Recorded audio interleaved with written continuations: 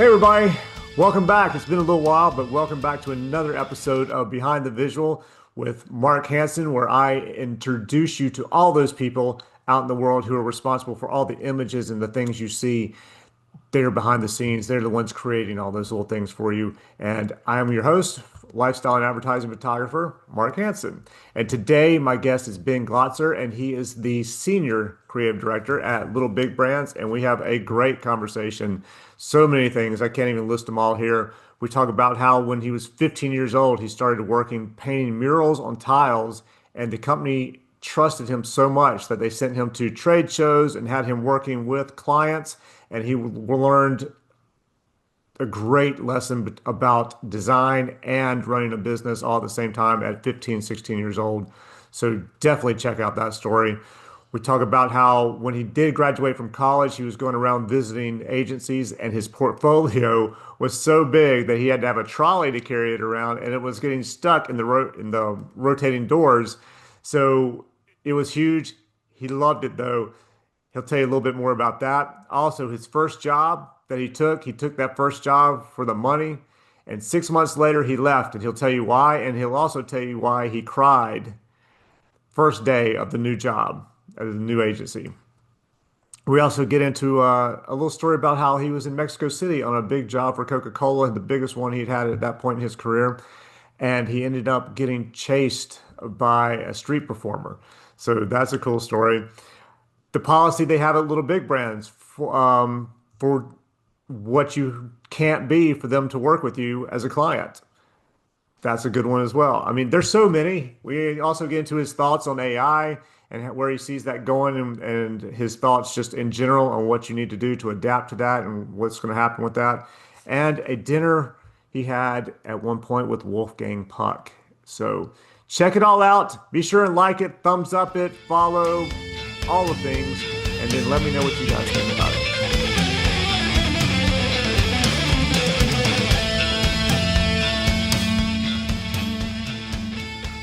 Yeah, man. But Yeah, let's do it. thanks for doing Yeah, it. I appreciate you absolutely. agreeing to do it. So Yeah. let's start off with like where you grew up. I Tell me. grew up in Norwalk, Connecticut. So on the Golden Coast of Connecticut, about 50 miles outside of New York City. Now, what's called the Golden Coast of Connecticut? Golden Coast, I love it. one of the smallest states in the union, but it has one of the highest, per capita concentration of wealth, right in Oh, that I'm little area. sure. Yeah. Norwalk was not one of them. Oh, Norwalk really? is not one of those towns. We're wedged between all the other towns. But no, what I loved about Norwalk was it's small, like urban community, very diverse. So public school system, just you got exposed to everybody, all That's cultures. cool. Most of my friends growing up were, Greek, Italian, African American, you just name it. It was just Indian. So from like a creative standpoint, cuisine, just traditions. When I tell you, it was incredible. It was incredible. And I Cool. wouldn't trade it for the world, right? Oh, So that's great to hear. definitely not a vanilla place to grow up. So definitely had a huge impact on me growing up. I have a friend who moved. Well, he grew up in South Carolina. He moved to New York and spent like the majority of his life there. Moved back here over COVID or right before COVID, and that's all he gives me shit about all the time. He's like, "This place is so vanilla."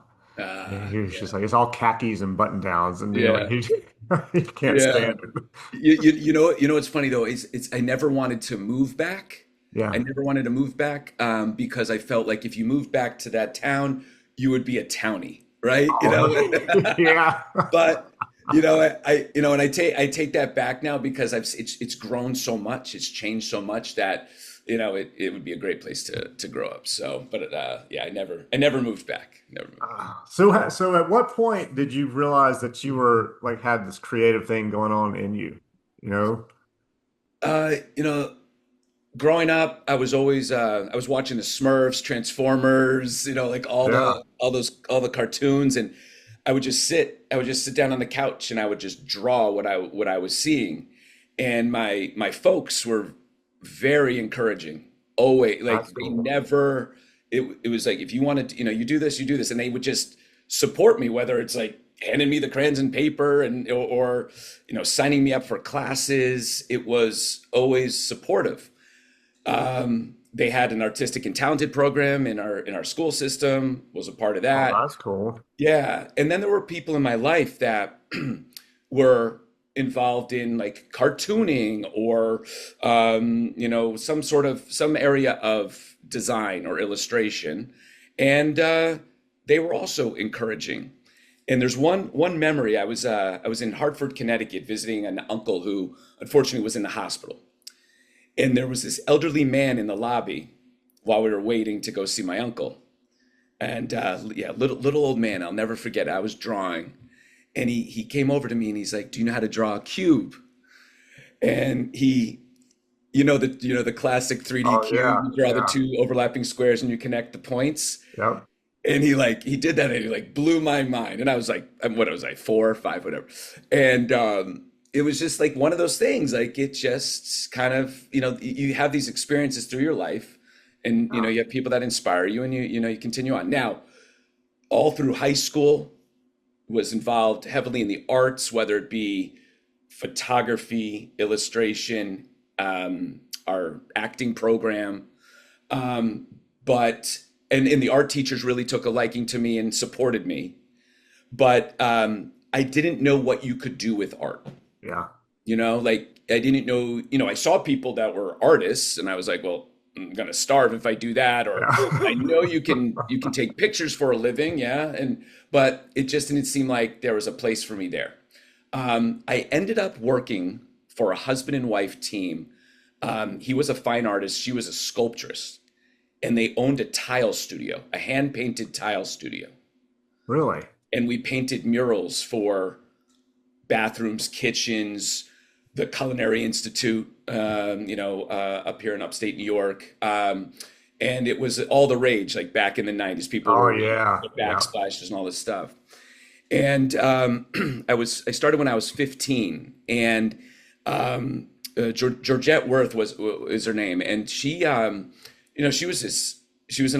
entrepreneur, and she believed in me, and at a very young age, she would put me on the road, and I would go to trade shows, and I would be in front of people, and I At would 15? at 15, Wow. and I got to work I got to work in the studio, hand painting tiles, but then also working with clients, going on the road, and so it had a huge impact. I was with them for 7 years, like through college, Wow.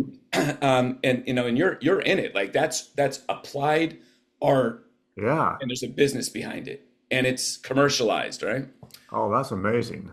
And another thing, and I'm sorry, I'm randomly No, dude, I love it, man. Keep going. rambling here, but you're getting me to think here.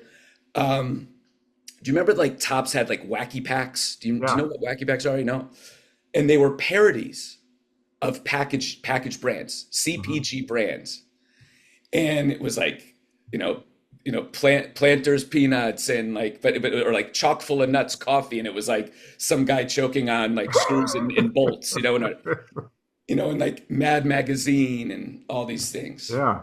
And fast forward, I didn't realize that I was engaging in like popular culture, pop brands, things. I was just surrounding myself with brands and not even really realizing it. I was skateboarding at the time, so a part of that whole world. Yeah. And so a lot was happening in the 80s, 90s in really shaping what you're seeing today as, people embracing all of those old school brands, right? Hmm. Retro brands, skating, all that culture. Hip hop was huge, right? Yeah. Yeah. Look where we are with hip hop now. So that's all the influence. So fast forward, I get into college, but I apply to the liberal arts program at Syracuse. Okay. So you apply to a liberal arts program that's kind of general. You don't really know what you're going to get into. Yeah. It's like communications, having a degree in communications. Yeah, yeah, right. So my freshman year at Syracuse, I'm on the third floor of the dorms, like an apartment building, and everyone on the floor is either is studying design or illustration. And I'm looking at what I'm doing, and then I'm looking at what they're bringing home for homework and their projects, and I'm like, wait a minute, that's what I've been doing all like, all throughout. Yeah. Like, I need to be doing this. So I transferred into the art school at Syracuse the summer of my going into my sophomore year, and then the rest is history. And I just that and I went into the field. Some of my closest friends are illustrators, designers, and that's how it all. So did you was your degree a combination of illustration and design, or was it just like design or So it's called communication design. okay. So it would be the design. It's the design arm of marketing, right? Okay. And that can go into anything, right? You can go into what people call graphic design, right? Layout, um, web design, packaging, you name it, Yeah. anything. But my focus is global brand design. So whether it's, you're starting from scratch and you just have a product idea and you need to create a brand out of that, Hmm. the strategy, the naming, what does it look like? How do we appear in the world? How do we act? That's what I do. The advertise, how do you promote it? All of that is what I do. I need to take a drink of water. Yeah. Dude, I mean, that's pretty cool. I mean, that you were doing that before you ever went into school and then you just worked right into it. Yeah, I mean, yeah, yeah. I mean, I yeah. think that's so. Do you remember like what was your first job out of school? Like, who did you first work for, or what was your first? Did you go back to the tile place right out of school, or did you go somewhere else? I did that first year, and then I knew I didn't want to be home. Yeah. So within 6 months, I went to New York City, and I just hustled. One of the great things about Syracuse, they had a right before you graduate, they have a portfolio review, and they send your portfolios to New York City to one of the Syracuse annexes, right? One of the Okay. we have there's a couple facilities they own, and they bring in professionals to look at the work. You're not allowed to be there. You're Wow. not present to show your work. So the work has to speak for itself. And all of these working professionals are encouraged to fill out a form, give you some critiques, some comments. If you're hiring, let the student know. Yeah. And so out of that, I graduate and I have this roster of people who are interested in meeting me. Oh So wow. in those first few weeks, you're going on interviews. It Dude, was that's sick. It was crazy. crazy. Yeah, and I got hired. I got hired out of that interview. Very cool. Yeah. Now, granted, my portfolio was gigantic. It was huge. Yeah. And I thought I was so cool making this like massive portfolio, and everything's on boards and it's all custom printed and everything. It was so heavy. I couldn't carry it, dude. I had to get a trolley to carry my portfolio. Really? Man, I get stuck in I get stuck in the door, in the rotating doors. It starts to rain and the logo starts washing off the leather. Oh man, it was crazy. But listen, I got hired, and I will say this: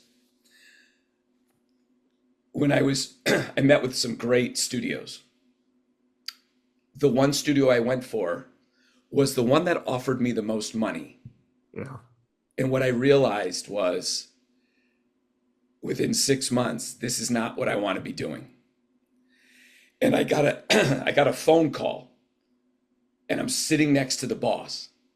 I get a phone call, and it's an agency that I really wanted to work for. The owner calls me, and he says, "I don't know if you remember me, but I'd love to meet with you again." And I was like, "I can meet you tonight." And now I'm trying to be like incognito next to the boss. I go meet him. His name was Ron Wong, and he was pretty legendary back in the day. And I went out to dinner with him. And I was working for a promotion agency. And what I mean by promotion, that is they were into like couponing. They called them Oh, FSIs. And it wasn't, it, that's great if you want to do that work. That wasn't what I wanted to do. I wanted to come up with the original branded idea, right? yeah. So Ron and I, we have some drinks and what have you. And he walks me out. And the last thing he says to me is, he says, I hope you didn't forget how to design. And when you have someone, at that level, right, that you Mhm. aspire to, and he says that to you, you're just like, oh my God, what is happening right now? He offers me a job. Yeah. He offers me a job. I cried on the first day. He didn't see me cry, but I cried on the first day. And I was like, what did I just do? What did I get myself into? Ultimately, I was with him for 11 years, man. Really? Changed, changed everything. Changed everything, man. He was not only was he so talented, so focused, he was very challenging. Like he could really cut you down if, he Yeah. wasn't happy with what you're doing. But he also empowered you. And fortunately, I've learned through baptism by fire, and he was one of those. Georgette was one of those, baptism by fire. Yeah. Just throw you in, sink or swim, and that's how you're going to learn. And that's how I've always guided. I've always, anyone that's I'm working with, I'll always guide, but I want you to feel it. I want you to Yeah. take responsibility. I want you to hear it firsthand if someone is happy or not happy with what you're doing. And that's how you learn, man. You know? Oh, I agree. Yeah. Yeah.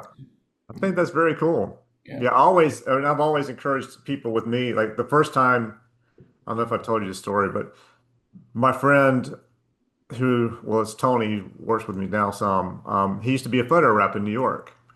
And I was just trying to get a rep. I wanted a rep. I wasn't ready for a rep, but I wanted a rep. I had shot some like local junk and thought it was great, and I'm ready for a rep.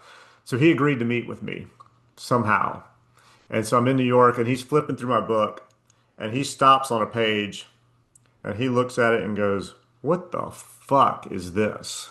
And I'm like, "What do you mean?" He's like, "Is this in here because it's a cover of a magazine?" And I'm like, he goes, because the model's shit. The clothes aren't that great. Your photography is fine, but the shot itself overall, not good. Take it out. Oh And from man. that point forward, we became best friends. Yeah, because And he so was I tell honest with people, you. I want to hear that. I don't want to Yeah, hear, oh, thank you. This is great. We'll let you know if we have anything. Just tell me it. Yeah. absolutely. Yeah. We used to have a professor at Syracuse who used to, was a big smoker. He'd smoke in class and whatever, and he would, if he didn't like it, he would light it. No He shit, just, really. yeah, he would just light it, and he would just say, I mean, it's a shitty idea. Just get rid of it. Get it out of there.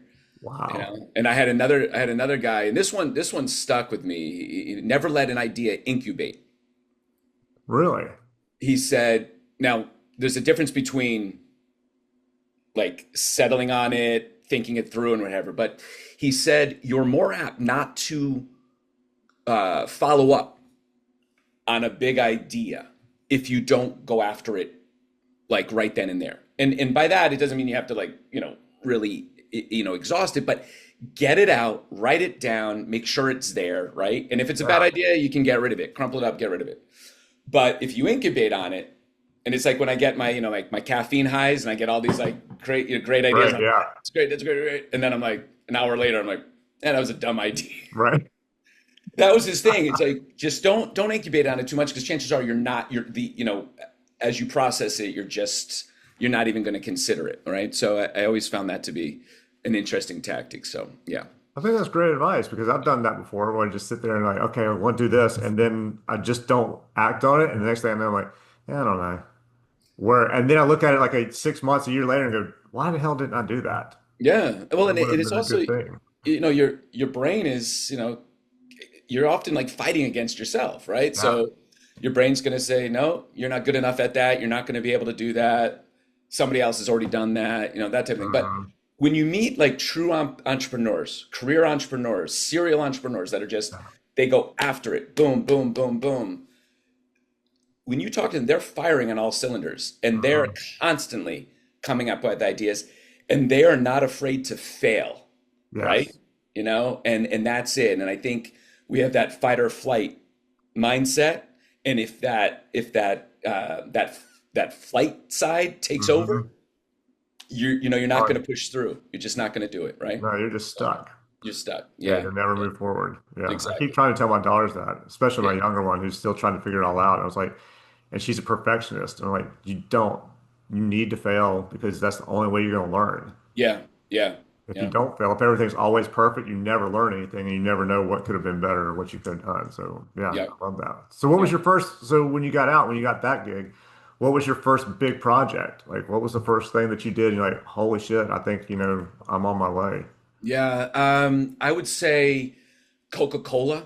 That's Um, pretty good. yeah, for like World Cup, like football, soccer, Yeah. um, and creating a concert series program, campaign, visual campaign for a Coca-Cola concert series in Mexico called at the time it was called Rockola.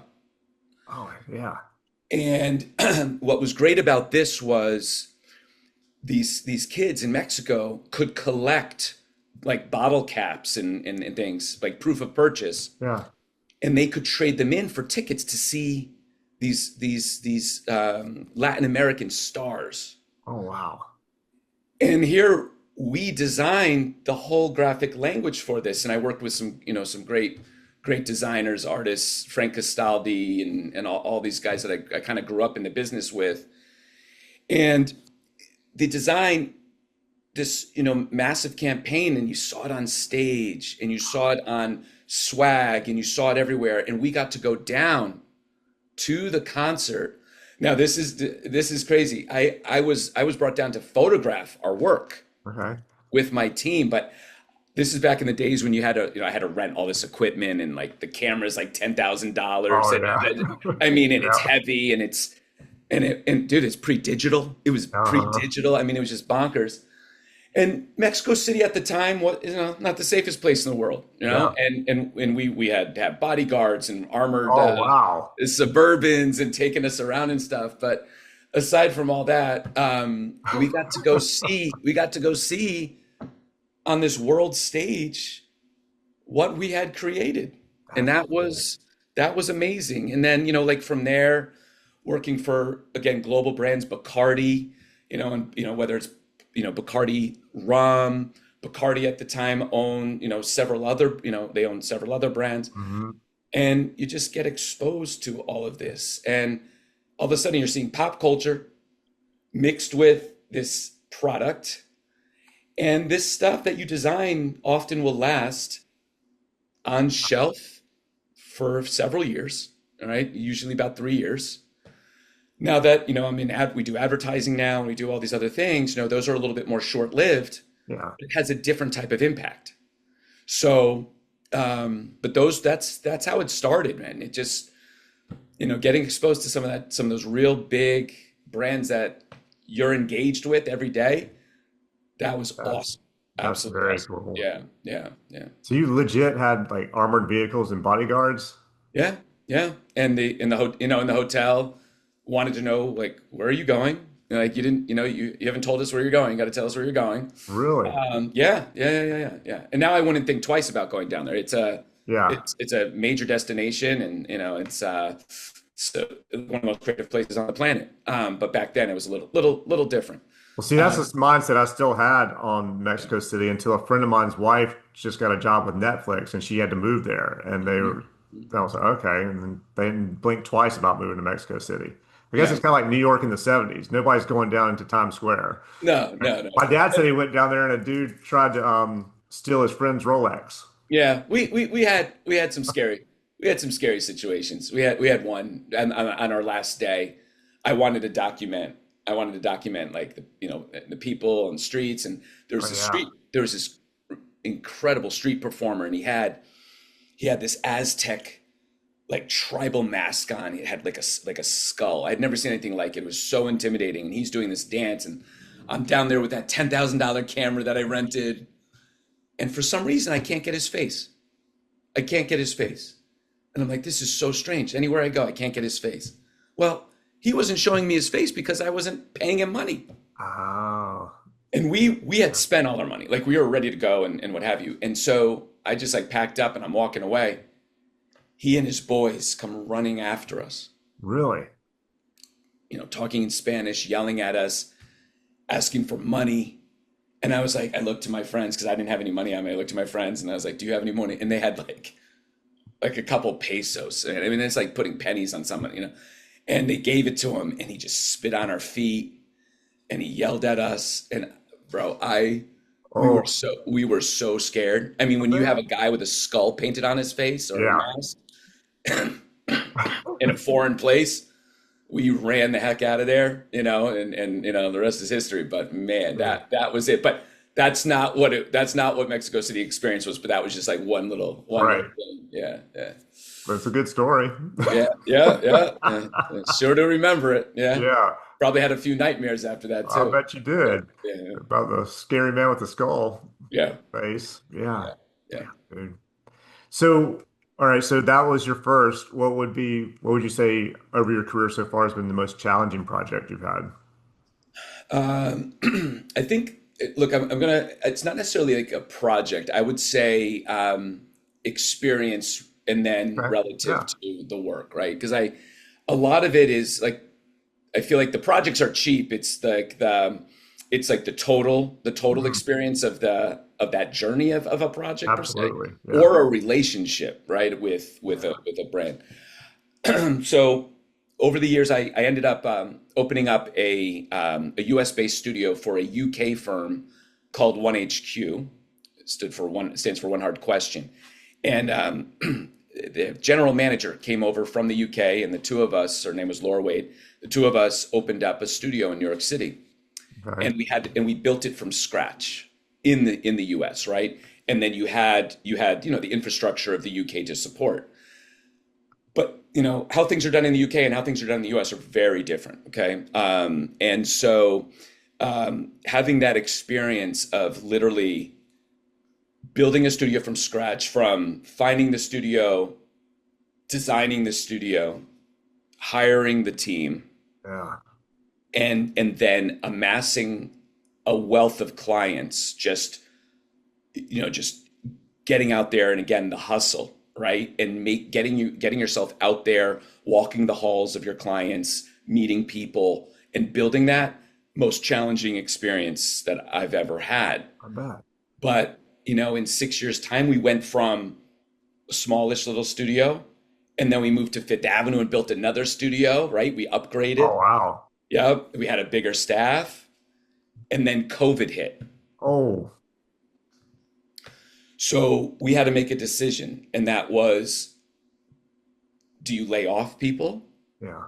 or do you close down the studio and go remote? Because nobody knew what was going on. It was complete lala. We just had no idea. It Oh, was yeah. it was it was chaotic. And so what we did was saved all the jobs, That's and we just nice. shut down the studio. But we had to walk away from our lease that we just signed, just designed the studio.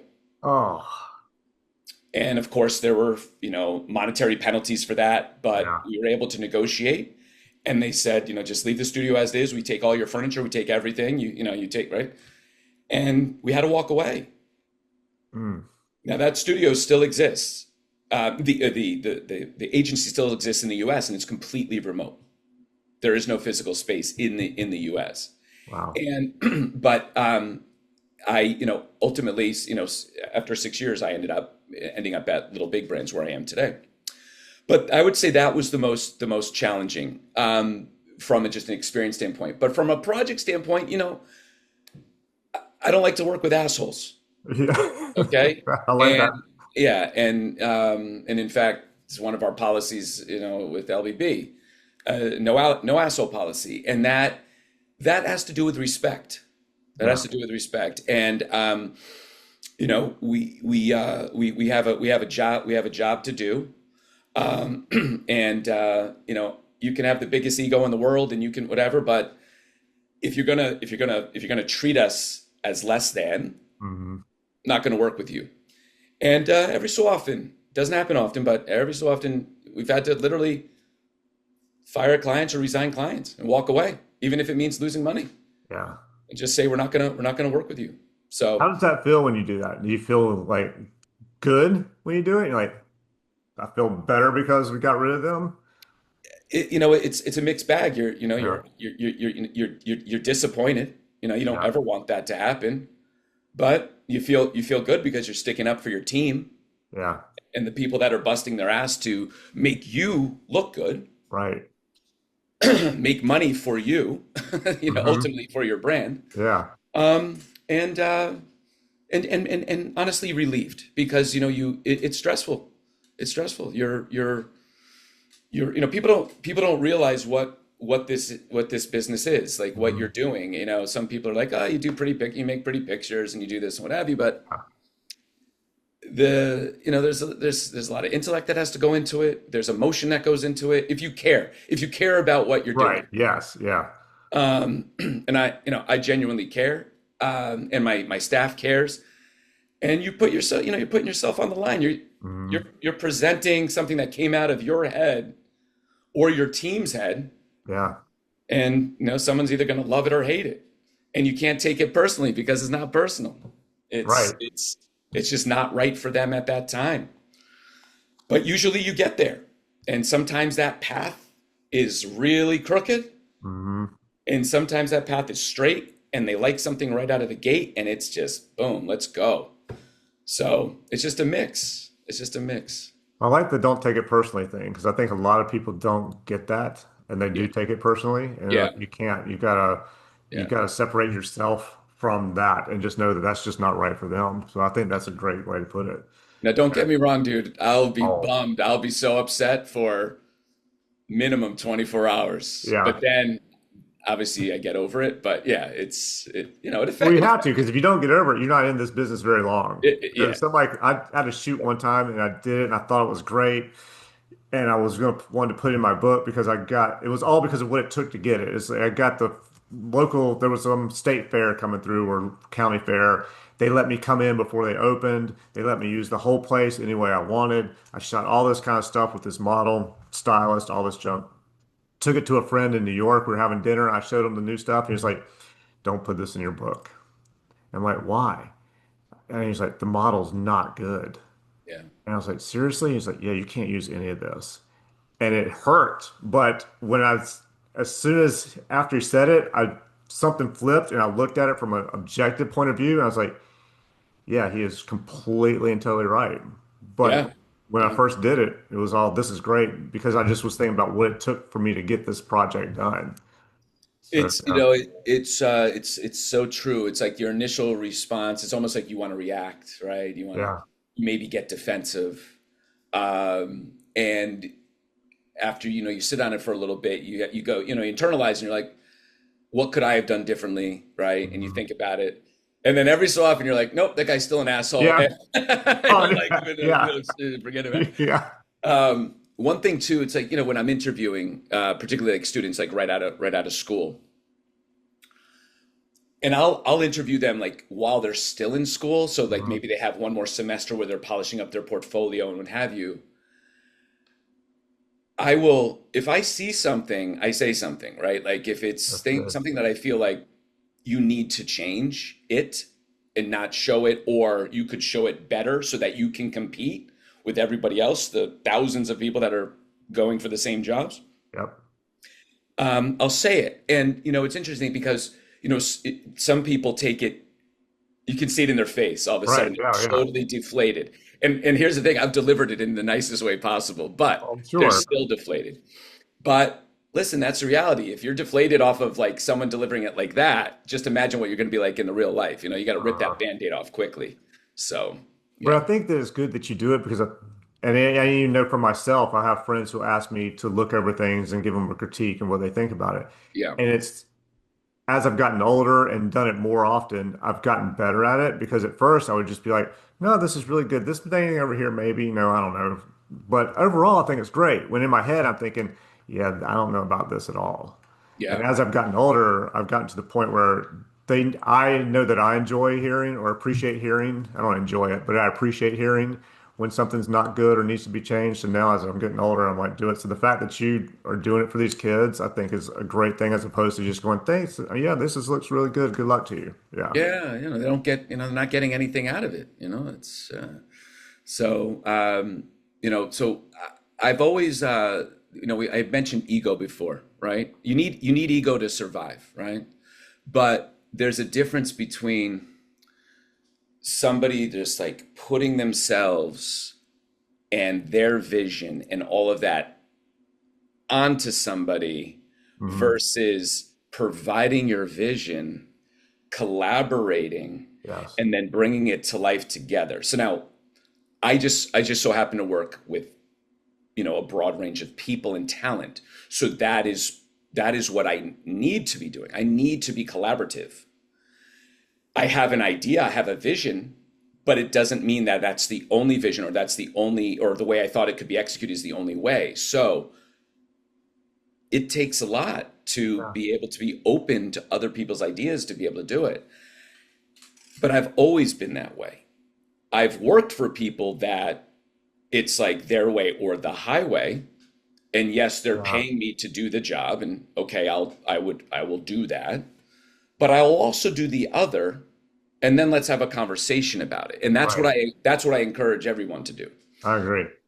And I think because of that, it's allowed me to build really strong relationships. And I'm almost going on, I mean, I can't believe it, like almost 30 years doing this. I mean, it's just like bonkers to me. But I'm still collaborating with people that I started my career with. That's And it's great. because we have a mutual line of respect. It's like we collaborate, like even the experience you and I had together. It's like we will work together again, God willing, right? It's because we want to work with each other again. Yeah, So absolutely. I really, and I can't say that for everybody. Yeah. There's some people just they can't get out of their own head. Maybe they have a little bit of narcissism in there, or they're intimidated or they're insecure and but fortunately, you get to this age, you're comfortable in your skin, hopefully. You know what you're good at. You got to know what you're good at. You got to know what you're not good at. Oh, absolutely. Yeah. And you got to lean into people that are just so much better than you, that can teach you, that can grow you, and then together you can do some incredible stuff. I was telling somebody the other day, I was like, listen, if there was a photographer coming up, and I was just like, listen, if there's a job and you feel that you could do it, but you've never done it before, and you're just not sure, and somebody asks you, don't say no. Right. Say yes, but then go test and test and test until you have it down. So when you show up on set, you can do Yeah. it. But Yeah. then if it's something like with me, if somebody goes, hey, I want you to shoot this food, I'm like, I don't know. Here are four other people who can shoot food. And I've had to do it before because they wouldn't take no for an answer because they Yeah. just wanted me to shoot it. But I know that food is not my thing. Yeah. And even still life past just a normal like product shot of like lit from one side or lit up or whatever with a little shadow, I can do that. Yeah. Not a big fan of it, but I can Yeah. do it. Yeah. But if you want like gels and lights and hitting just spotlight here, that's not me. Yeah. Yeah. Yeah. And I know those things, and I think it's good for you to know what you can do and what you can't do. And have you ever hired somebody like a photographer, director who was, like you said, a little narcissistic, somebody's just a pain in your ass, and you're just like, no, we're doing it. You hired me to do it. We're going to do it the way I want to do it. Yeah. Yeah. I mean, again, and get back to that ego thing. Like these are individuals that are at the highest level Hmm. of their respective focus, Yeah. well known. They've been published everywhere, and then they present well. When you're meeting with them, Oh yeah. and you're getting a sign on the dotted line for that, couple $100,000 Uh-huh. job.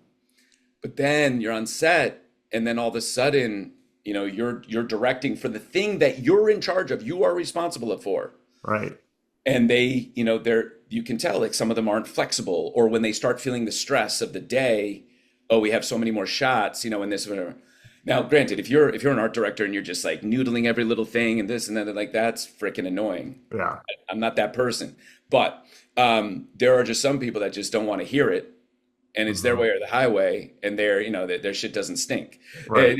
And again, it doesn't happen often, but there's a Right. few. There's a few. And let me tell you something. There's so many of us out there, so many photographers. I mean, Oh, absolutely. I'll just go, Yeah. if you're going to be like that, I'll just go to the next person that I believe in. So, but again, we're talking about like the 1%, Oh, yeah.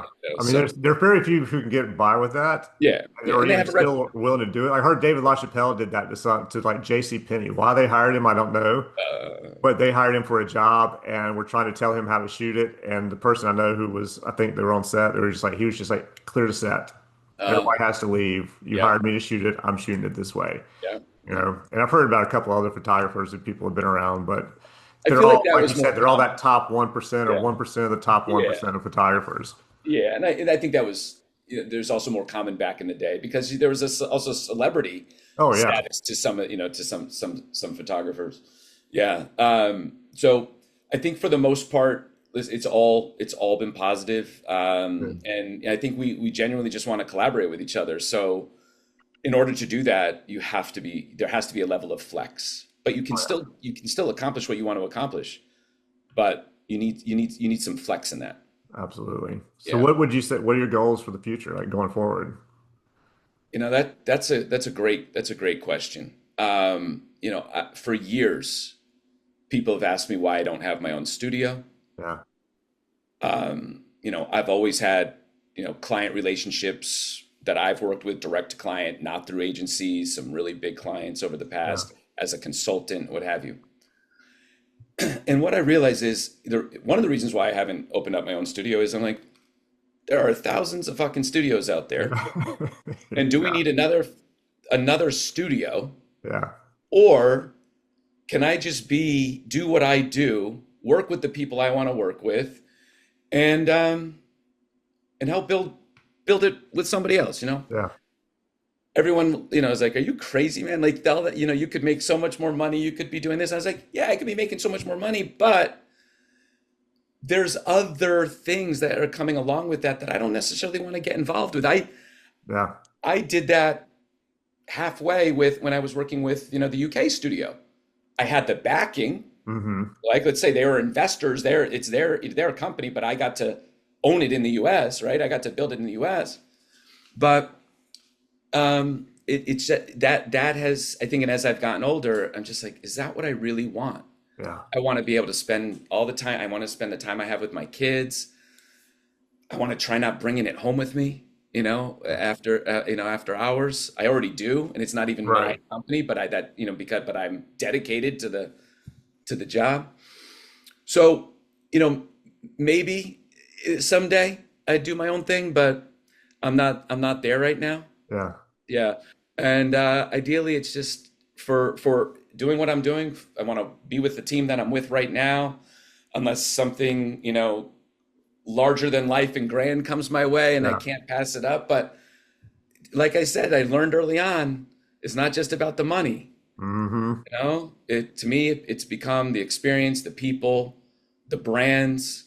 I would love to do, here's what I will say, if we're speaking specifically about brands, I would love to work on more cause-oriented Yeah. brands. I do a lot of volunteer work for my community, for the children in the community. I have a great, friendships with people in the community that all have the same mindset, and we work together for these charities. Nice. And every so often, we will work with a non-for-profit, through the agency, who is helping out, like whether it be for cancer or whether it be for, providing to, people in need or children in need.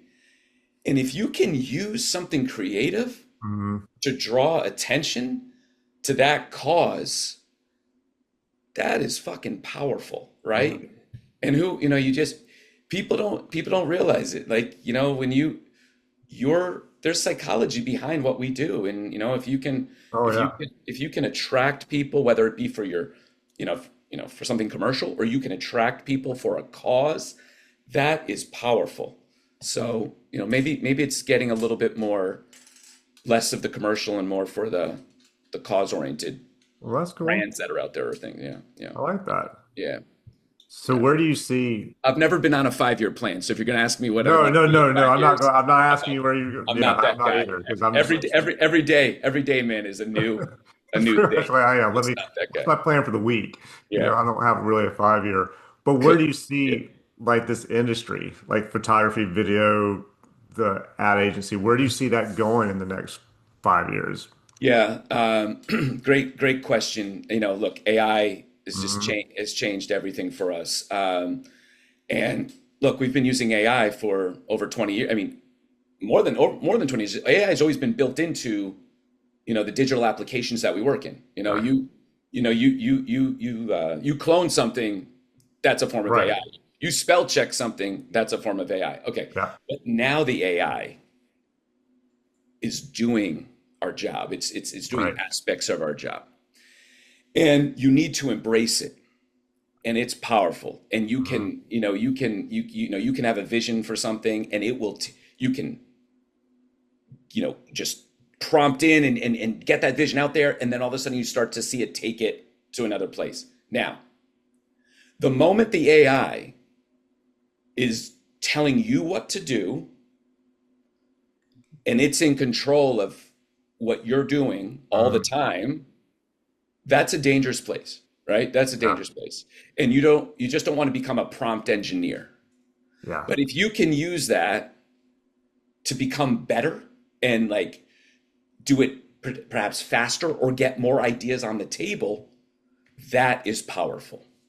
Oh yeah. What is scary is, I would say, photography and Mhm. illustration. What we're able to do with these tools is sick. I mean, Oh yeah. it's sick. Um, but it's far from perfect. Yeah.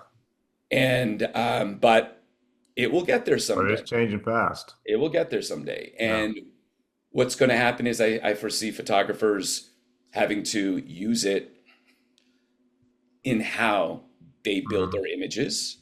There are going to be people that use it exclusively and avoid the human interaction. Yep. And there's a place for that. But as of right now, it's not able to do all the finessing, do all the like it's not able to consult in a way that we would consult one to Right. one with a client. Now, granted, there are agents, AI agents, and there are people that are falling in love with AI agents, right? Yeah. Treating them like human beings, and it can get there. But I have a feeling, I have this theory that this technology is going to force us to get back to our hands. Uh-huh. I think people are going to be forced into more trades. Yeah.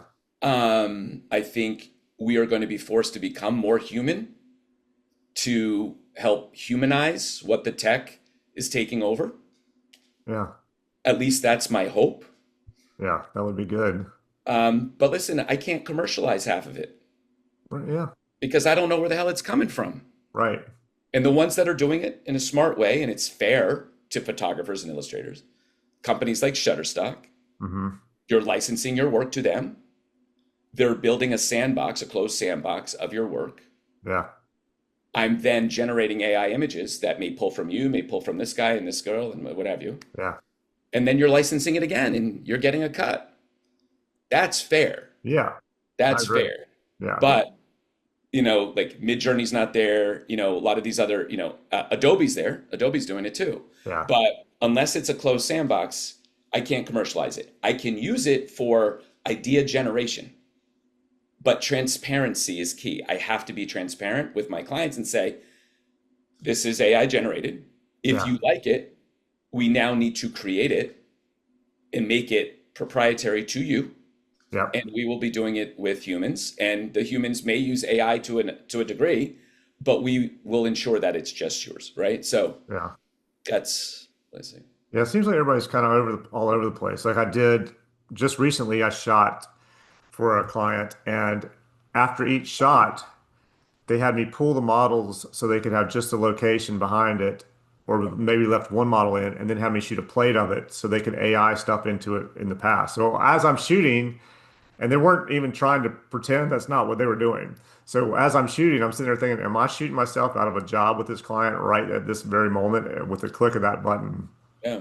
And then there's some where I was talking to a producer friend of mine, and she said her agency, they have lawyers that they did a shoot, sent it to retoucher. The retoucher sent it back. Everything looked great. The lawyers checked it out, saw that it had been AI'd and portions of it had been AI'd, and they said, we can't use any of this. You have to send it back out to somebody who doesn't use AI to retouch. Yeah. Yeah. And that to me, I thought was a little crazy because, what if there's a tree and, AI the tree out of there and put in a building or something like that? I Yeah. guess if I did a person, I could see it, but maybe they're worried that there's somebody who shot that tree Yeah. and they're going to see it and go, that's the tree from my image. Yeah. I mean, and it's risky, particularly if you're a large organization or a small organization, right? It's not, not necessarily worth the risk. So listen, if I'm working with a freelancer, we're asking them to show us the paper trail on how you generated what you generated. Just tell Yeah. us the tools, tell us the prompts, and then we document it. We have something we call it a design lock, and we document where everything came from. So like if Mark Hansen shot, all of this lifestyle work for us for this particular client, I will have a few thumbnail images on that design lock, and it will have your name on it, the date in which you submitted it, and then I just know for the future, right? Yeah. So it's yeah, it is absolutely the wild west, when it comes to this. But listen, I'm not afraid of it. I'm embracing it, and if you're not, you're gonna be left behind. It's Oh, yeah. you have to understand how to use it in a healthy way.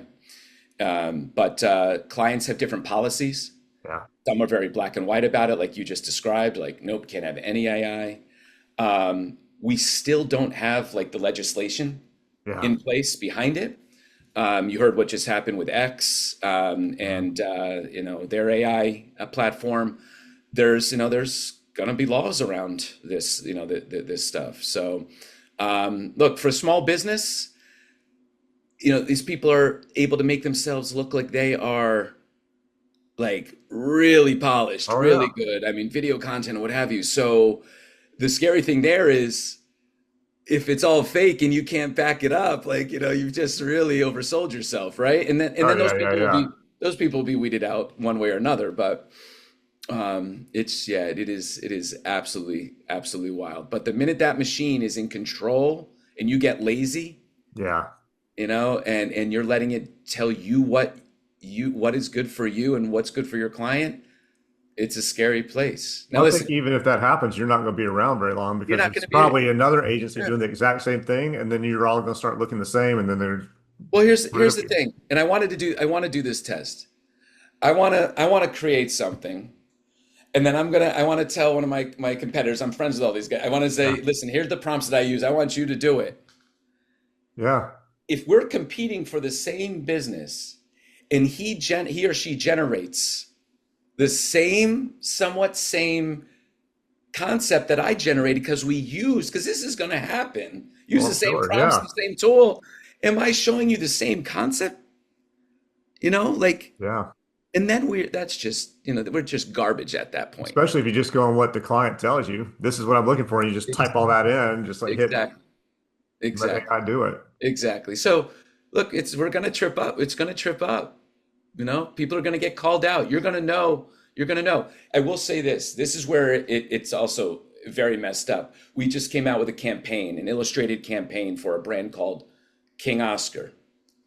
We shot live actors, hired live illustrators, human illustrators. The actors we used for mapping and like positions, Oh, just like yeah. you would do in film. Yep. The illustrators draw over it to get the likeness, the facial expressions. Then the backgrounds, everything, all illustrated. And then you have to use AI to stitch it together digitally Yeah. so that you want to go from point A to point B. The AI will help you get there. Right. But it's all created from your original illustration. Yeah. Within the first 20 minutes of that campaign launching, all the trolls came out of the woodwork. This is AI slop. Really? This is, how dare this brand, use AI to generate their ad. I will never shop this brand again, blah, blah, blah, blah, blah. Wow. Bro, listen to this. Maybe 7% of that ad utilized AI tools. So unfortunately, we had to pull the ad. Mm.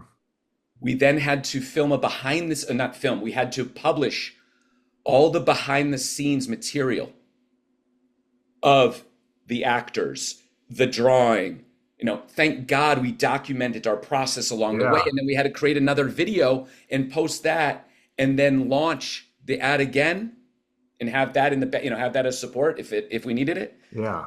Exceeded all expectations. It's the highest Oh, highest rated ad the brand has ever put out there. Their numbers are through the roof right now. And it's like fuck you, man. Like yeah. these people that are nobodies just hopping on a bandwagon. AI slop, AI slop, AI slop. Uh-huh. And it wasn't AI slop. It Right. was using AI the way AI is supposed to be Well, used. thank God you guys documented the whole process. Yeah. But you're going to see brands now doing it proactively Hmm. and just to protect themselves, at Yeah, least for now.